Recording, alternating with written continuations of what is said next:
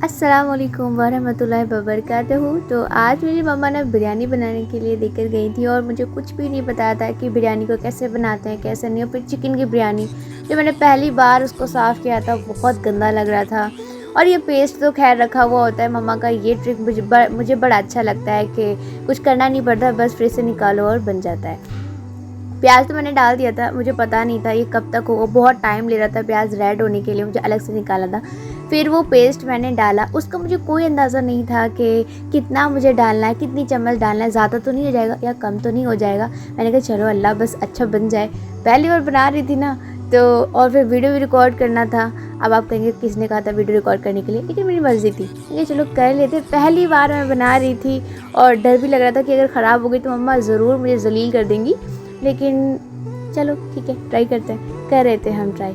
फिर ये पेस्ट हो गया। और अच्छा ये चीज़ देखिए ना, फ्लेम, इसको लेके मम्मा मुझे बहुत डरती हैं कि बस बर्तन से ऊपर फ्लेम नहीं जानी चाहिए, लेकिन मेरे समझ में आती नहीं है। सारा सामान मुझे पैक करके वापस भी रखना था क्योंकि मम्मा को सब चीज़ जगह पर चाहिए होती है। टमाटर बाद में आए थे, बहुत महंगे हो गए, मैंने रखे टमाटर।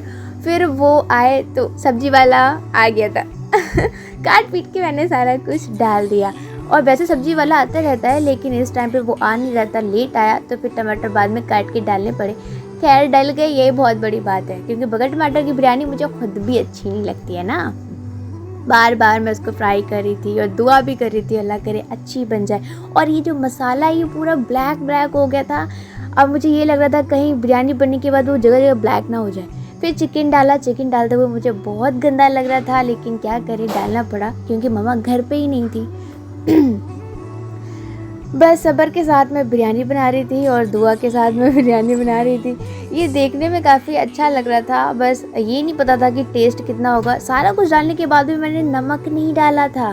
बाद में मुझे ध्यान आया था कि मुझे नमक भी डालना है। चलाए जा रही थी और सोच रही थी कि इसमें ये बिरयानी वाला जो एक आती है मिर्च आती है, पता नहीं क्या बोलते हैं उसको, वो भी मैंने अंदाजे से डाली कम से कम 5 से 6 चम्मच। तो मुझे ये भी नहीं पता था कि बिरयानी में वो जाने के बाद कितनी मिर्च होगी, उसमें कैसा क्या रहेगा, उसका भी मुझे कोई आइडिया नहीं था। सब कुछ अंदाज से ही मैंने बनाया था। फिर चलाना शुरू कर दिया, हम कर ही क्या सकते हैं। चलाई जा रही थी। नमक फिर मैंने और डाला, मैं कहा कहीं ऐसा ना हो कम हो जाए। नमक ज़्यादा भी सही नहीं लगता, कम भी सही नहीं लगता, क्योंकि चावल है इसमें तो वो घुलता भी नहीं है ना बाद में, तो वो सही से करना पड़ता है। गैस का हाल बहुत ज़्यादा बुरा हो गया था, वो भी मुझे साफ़ करना था, संभालना था उसको भी। फिर बस मैं थक तो बहुत गई थी, लेकिन मुझे मम्मा का सामान भी वापस उस जगह पर रखना था, वरना वही चीज़ें मम्मा जलील करती कि ये यहाँ कर दिया वो वहाँ कर दिया। सारी मैंने सफाई करी। सफाई करने के बाद फिर से मैं गैस के पास आ गई क्योंकि मुझे उस वक्त गैस के पास ही खड़ा होना था कि कहीं कुछ गलत ना हो जाए। मुझे चावलों का भी अंदाज़ नहीं था कि मुझे कितना पानी डालना है और फिर कितनी देर तक भिगो कर रखना है। दूध वाले भी दूध देकर चले गए थे, इसको भी गर्म करना था क्योंकि ये तो वक्त से पहले निकल जाता है ना, इसकी आदत है, क्योंकि इसको हमें जलील करवाना होता है। खैर हमने बिरयानी के चावल डाल दिए। अब मुझे ये नहीं पता था कि इसमें सीटी कितनी लगती है। फिर मैं नानी के पास गई।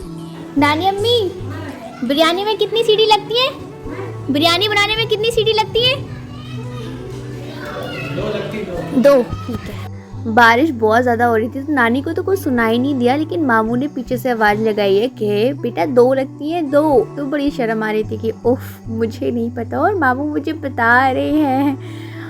हाँ, खैर हमें क्या है, मम्मी तो घर पे नहीं थी। अगर मम्मी के सामने मैं पूछती ना कि कितनी सीटी लगती है तो मुझे बहुत ज़्यादा डांट पड़ती कि तुम्हें अभी तक ये ही नहीं पता घर में कितनी सीटियाँ लगती हैं, तुमने कभी गौर ही नहीं किया।